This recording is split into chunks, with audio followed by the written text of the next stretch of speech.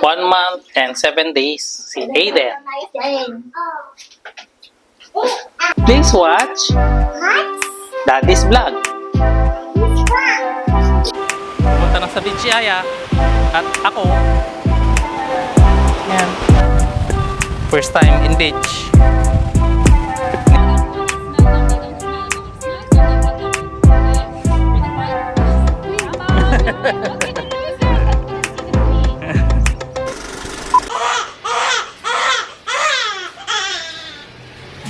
Dende! Wala. Wala. Wala. Hindi naman yan tatay kaagad. Ito lang ba? Ay. Ay, doon sabi mo to eh. Awan! Okay, sante mo lang. Tinusok yung pet ni Baby Aiden kasi 4 days na siyang hindi pa nagpupupo ngayon.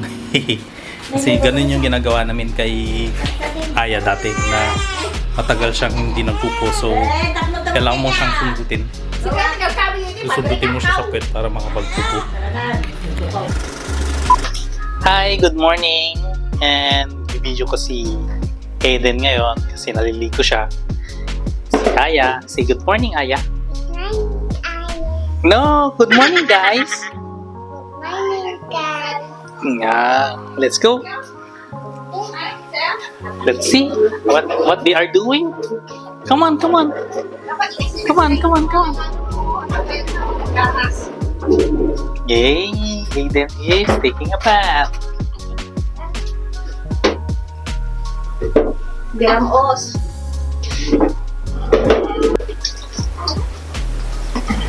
Okay, kili-kili. 1 month and 7 days, si Aiden.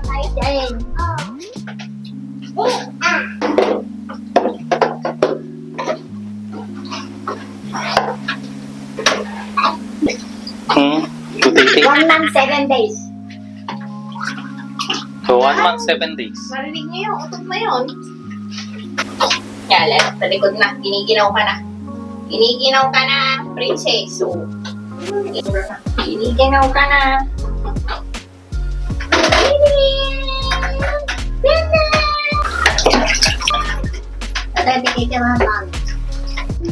Ang kukulit si Aya. Ito, gusto niya maglaro. Oh, what will you say? Hello guys. How are you? Please watch my vlog. Please watch Daddy's Vlog. Tapos na naligo si Aiden. And ay. This is dirty.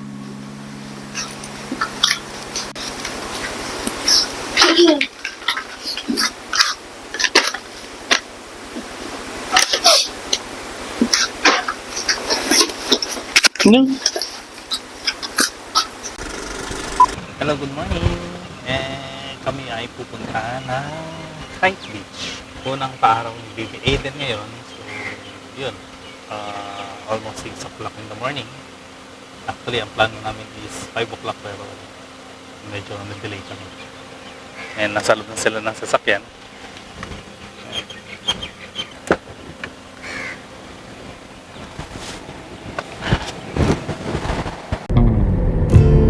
In 300 meters, use the right lane to turn right.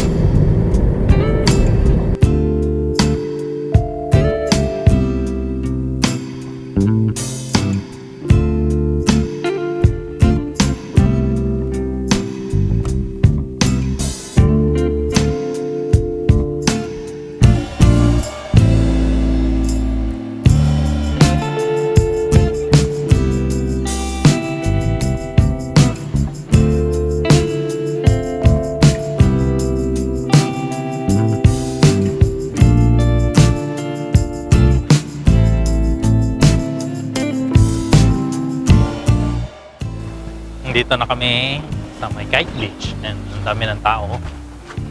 You can see, meron ng araw. Sila Chris, nandun na. Ako, dadaling ko yung mga upuan. Ang dami ng tao dito.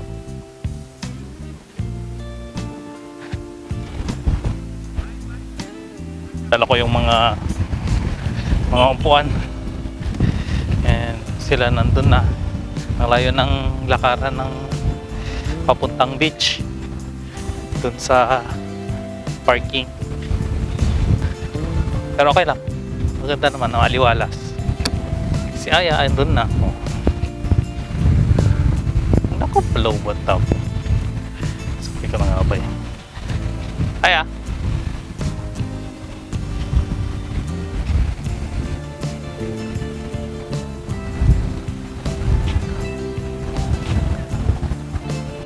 Medyo mahangin ngayon.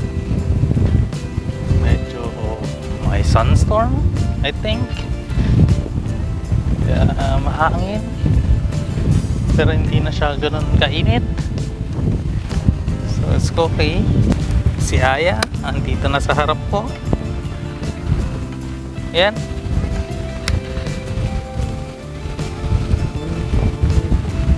May lifeguard. Right.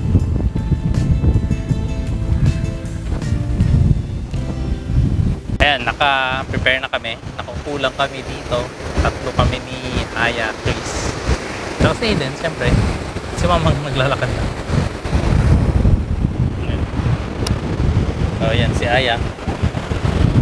Si Mami, and Aiden. Doon si Mamang. Masyadong malakas ang hangin. Pupunta na sa beach si Aya. At ako. Yan.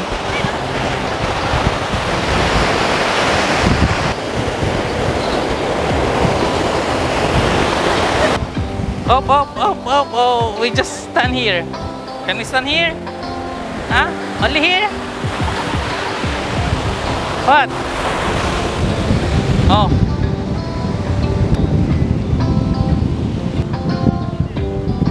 See?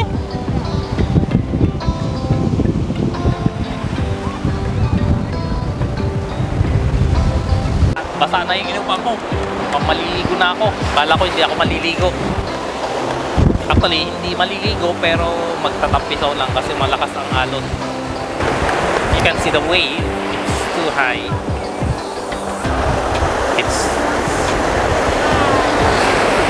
Yan na.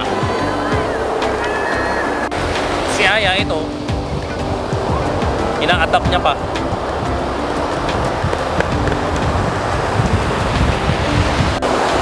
Actually, bihira kaming magpunta dito sa Kite Beach kasi dito yung medyo crowded, masyadong maraming tao, and dito talaga yung puntahan ng mga tao na para maligo at saka mamasyal sa beach.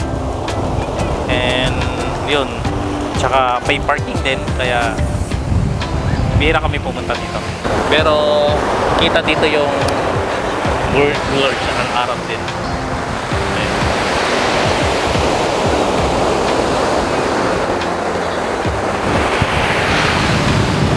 Sa kabilang side, actually tanaw din dito yung Burj Khalifa.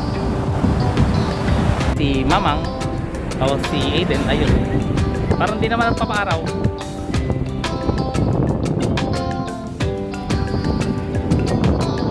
Ito si Aya. Babalikan mo.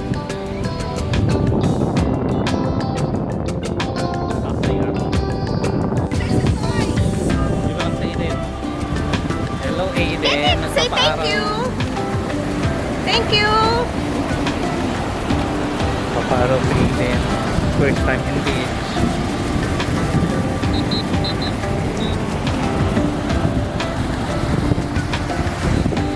Pinapaahon nila yung mga tao kasi malakas talaga yung alon. Kaya yung lifeguard sinisita lahat ng mga tao na medyo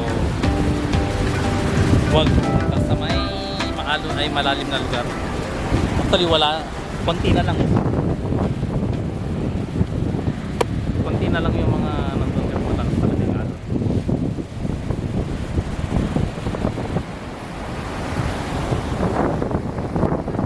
Si Aya, yan, naglalaro na dito. Nagtampisaw na kami kanina pero dito lang kami sa may bungad kasi malakas talaga ako. Hindi ko siya masyado masuportahan kasi hindi ako masyado makapanipan. Ito, naglalaro siya. Kasi umahon na kami kasi halos lahat ng tao pinapa-ahon na kasi malakas talaga yung alon.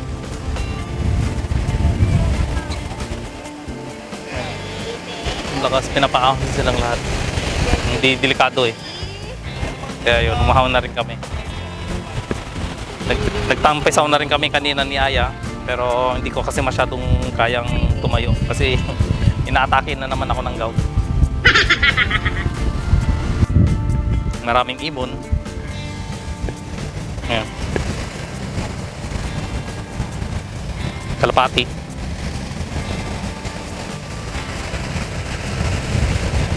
Si Aiden, ayun, nagpapaaraw lang.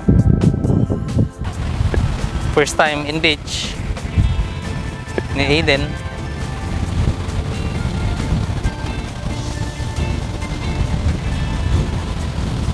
Si Aya is playing. Aya! Aya! Look here!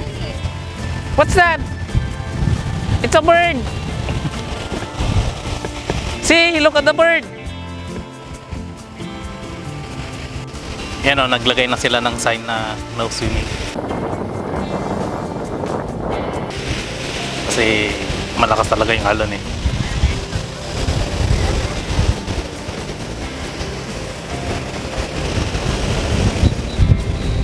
So lahat ng tao sinisita. Bawal maligo. Pauwi na kami. And yun, 7:30 na ng umaga. Yun, paaraw lang kami kaya kailangan na namin umuwi. And may pupunta pa kasi ako mamaya eh.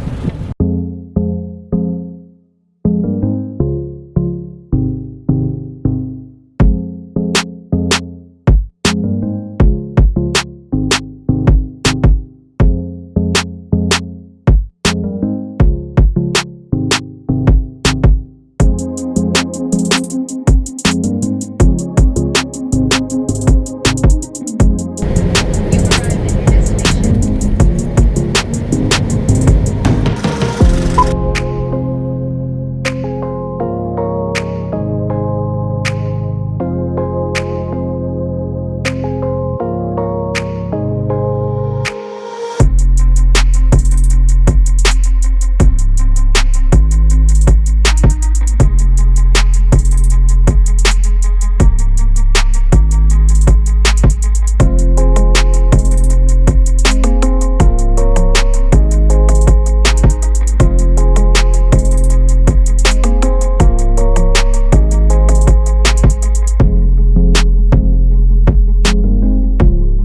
Hello, good morning. Tapos lapin namin ng beach ngayon. Nandito ako ngayon sa may Albalari para mag-attend ako ng class regarding beehives, mga bubuyog. Actually, hindi ko alam kung papayagan ako na mag-video sa loob pero ipapaalam ko muna sa instructor ko mamaya siguro. Or maybe iPhone na lang yung gagamitin ko. Ito.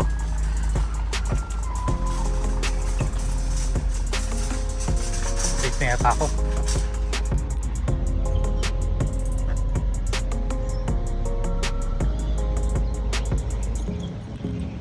Second time ko na dito. And na-late ako. Nandito na sila. Na actually nag-discuss na sila ng kung ano-ano siguro. Medyo na-late ako.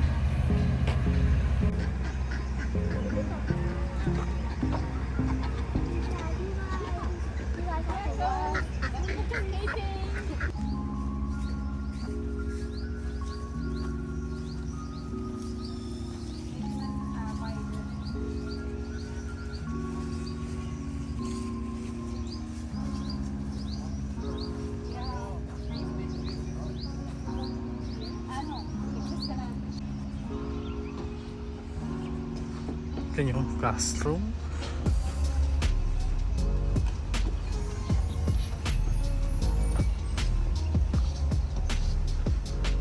What you need?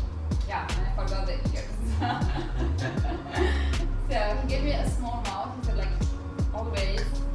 don't like go. I brought kids gloves, so in case all of these are really big.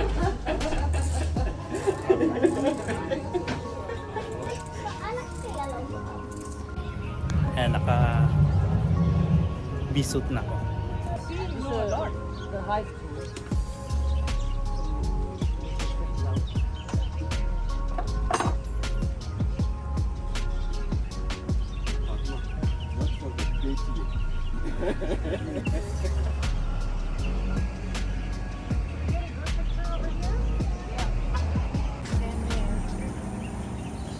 And they cannot sting us. This is the first reason. The second reason, for example, here inside we have 1, 2, 3, 4, we have 5 colonies, okay? The bees, they go outside to forage, then they come back. And they always know how to come back to their colony. Why bees from, for example, colony X will never go to colony A? Others, when they smell them, they don't smell another smell, so they let them in, okay? Otherwise, they will fight and they will kill them. Now imagine how many we are here, 13. All of us, we will go and fight, and it will feed the fire to stay on for a long time, okay? This set will, on the top of it, I will put the things that I'm using for my fire, okay?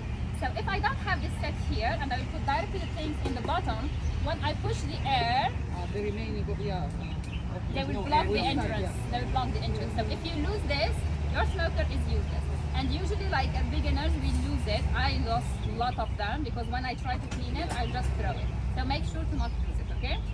To make the fire, what do we need? We look for flowers here. And they are like, cut. Okay, perfect. Yeah, that's what it is. Thank you so much. Put inside. Me. So if you put it like this, Habibi, you can use cardboard also.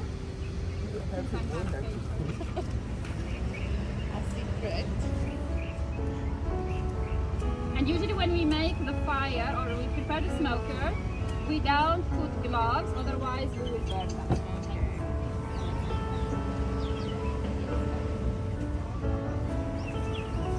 Now I need to feed it a little bit.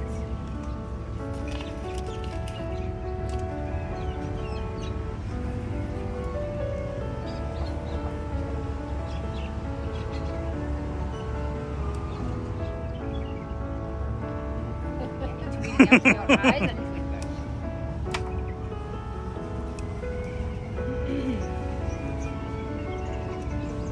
So the first time that I did it here, Shirin wasn't here. Yeah, it will burn. Sorry. Burn your eyes. This is why we are adding some green leaves on the top to give it a nice smell. So the first time I did it here, Shirin wasn't here. And the cleaners, they were calling her, "Mom, we have fire in the garden!"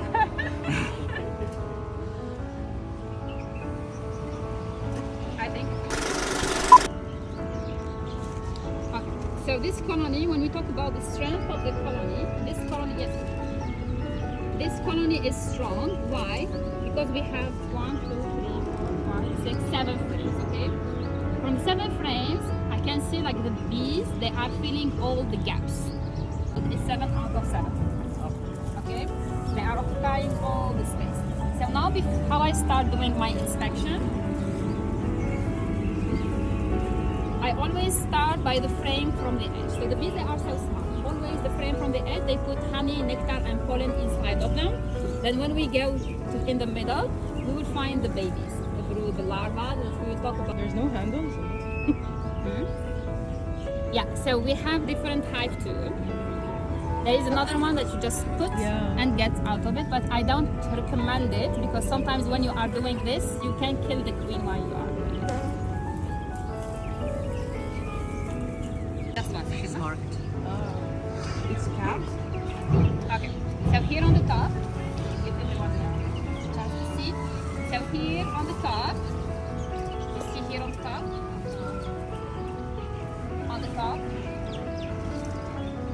and this is honey. Okay. So that one is honey. Remember the color. Then I don't know if you can see here inside the cells, a shiny liquid. Yeah. Yeah. So the shiny liquid is nectar, which means they are still working on it. It's not honey yet. It's not ready yet. Once it's ready, they will close on it. Can you see it? The white dot inside the cells. Here, here, here, here. So this is what we call bud. Okay.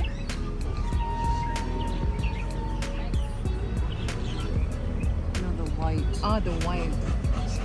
Oh, yeah, okay. Oh, okay. Done? Yeah. Okay, if you are done That's with fine. it, let's give it to me. I'm sure. So all those ones are worker bees, okay? All those individuals that you are seeing here are worker bees. They are females. Okay, you just check the queen. She's not here, and you can hold it. But she's market, sorry. And sometimes we spend like all the day, we cannot find her.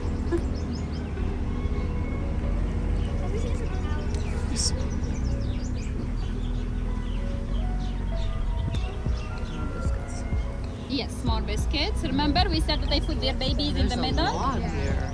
Yes. More than the other frames. Why in the middle? Because sometimes the bees, like the temperature inside the colony is between 36 and 37, okay? Let her finish with that frame and I'll show you the queen. Oh my god. Okay, so if you are done with it, just keep it back. Put it back, Where? please. Here? Yes, back, please. Any place? Just there. So basically we should always put the frame back where we found them. But now I know like it's group, so it's fine. Okay? So the queen is on this frame. I want you to try to spot her. It's on the other side. Now from the other side. From this side. You couldn't see her? She's marked. She's marked. I Marked. did not saw her.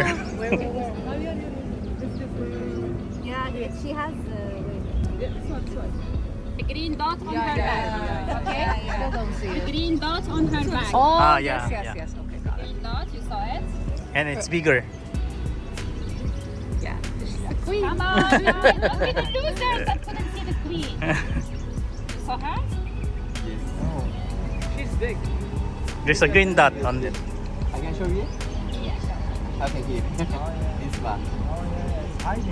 Did you Yeah. see her? We have color also. Yeah, colors. For the colors, every year as beekeepers, for a newborn queen, we put a dot on her back. This we don't have any queen cells. So sometimes the bees, they try to make new queen cells to replace their queen or to swarm. So this is a queen cell. And when we are doing the inspection, always they hide them. This is the beginning of a queen cell and I need to get rid of her, okay? Because That's gonna after turn into 16 a days, yes, after 16 days, it will turn out to a queen and I lose 70% of my population. And I will explain this when we do the bee biopsy. They're how Yeah, because there's two queen already. The cell from both sides. The queen cell, yes, you need to check if there is any queen cell and you need to get rid of them.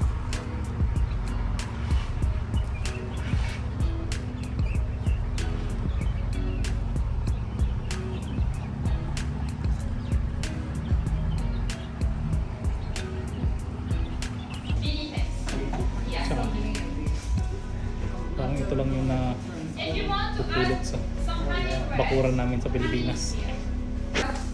For me, it wasn't captivated like the urine pen. Yeah. So it's up to you to use like what are the facts that are catchy for you and that you want to follow this one. Hello! And yun, tapos na yung first class. Okay naman. Hindi ko na natanong kay yun dun sa teacher namin kung pwede mag-video. So, yun nga, iPhone ang ginamit ko. So, next week ulit, babalik dito. For a really long time, they make you feel as though you're tasting a home-cooked meal by your mother.